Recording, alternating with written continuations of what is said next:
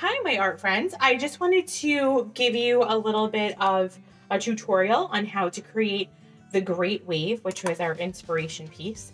And I'm here with my daughter, Fiona. So we're going to help you create this. We're going to work in my sketchbook just so you can see it easily. And here's how we'll begin. So our first step of the Great Wave is we're going to create the wave in the front. So we're actually looking at our reference picture, which you will have in slides.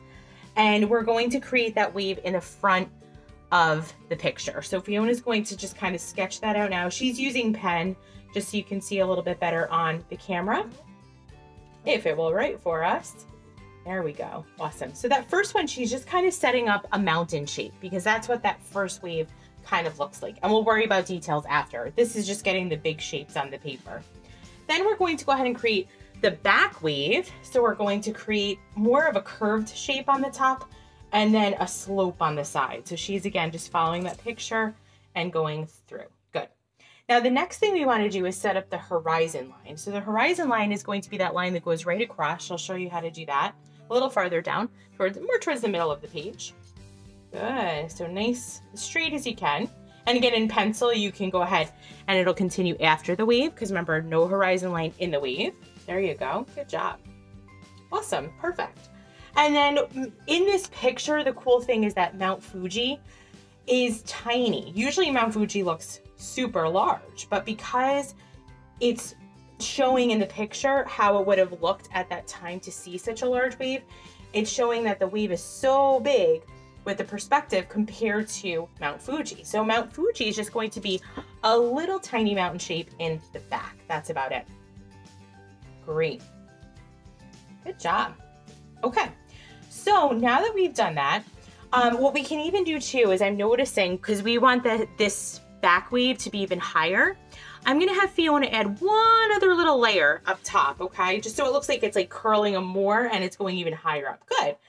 And then what we're going to do is we're going to start to lay out the lines that you see in the example pictures in the waves. So you see in the wave, we have vertical lines.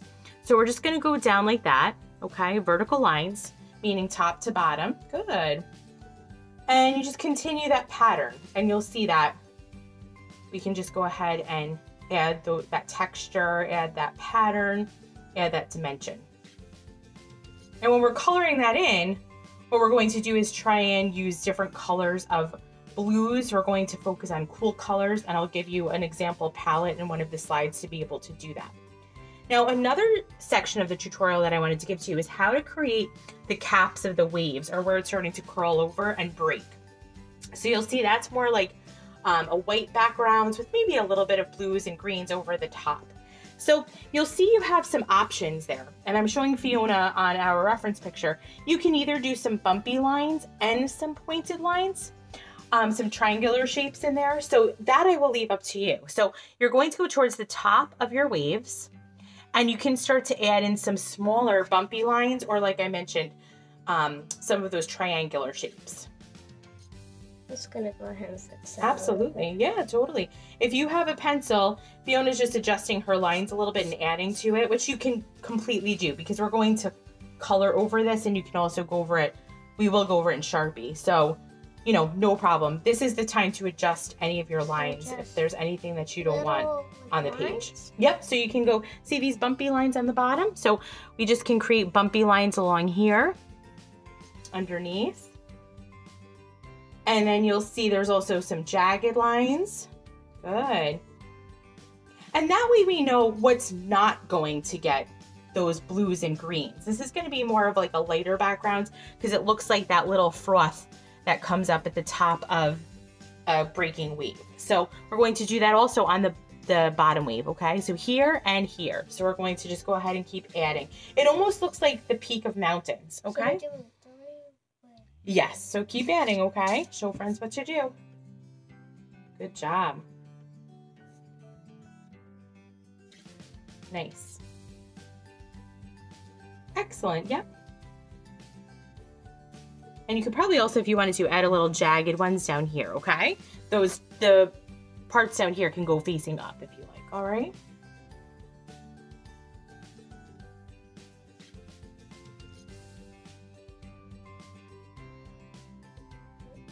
And you can alternate it too, that's okay. Good job. Awesome. All right, so let's move into a little bit, we're not done here, but just to give you a sample of coloring in what we're going to look at as far as our colors. So we're going to take a look at some of our blues, some of our greens, and we are pretty much working with what we have here at home. So here are some of the colors we're going to start with, some more greens. And what you can do is you can shade in, I'll help Fiona here a little bit with this, you can shade in, adding and building color, and you can block that out. So you can alternate your colors to give it some depth. Oh, I like this blue. I do too. I think that's a pretty blue. So we'll go ahead and we'll add that in. And you can create a pattern with those colors as well. I'll just add as many blues. Mm-hmm, absolutely. So you'll choose all your colors, okay? This is kind of the palette we're going to work with. We may alternate them. And then one of the last steps that you're going to take after you've done your wave picture, after you've done your shading, is I would recommend going over your lines once they're looking the way that you want them to with a black Sharpie or a marker if you can get that.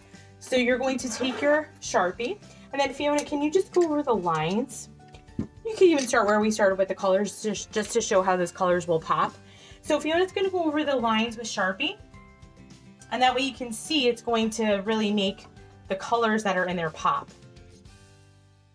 And if you are someone who happens to have watercolors at home, you know, you can try watercolors, you can try mixing your colors, that's completely fine.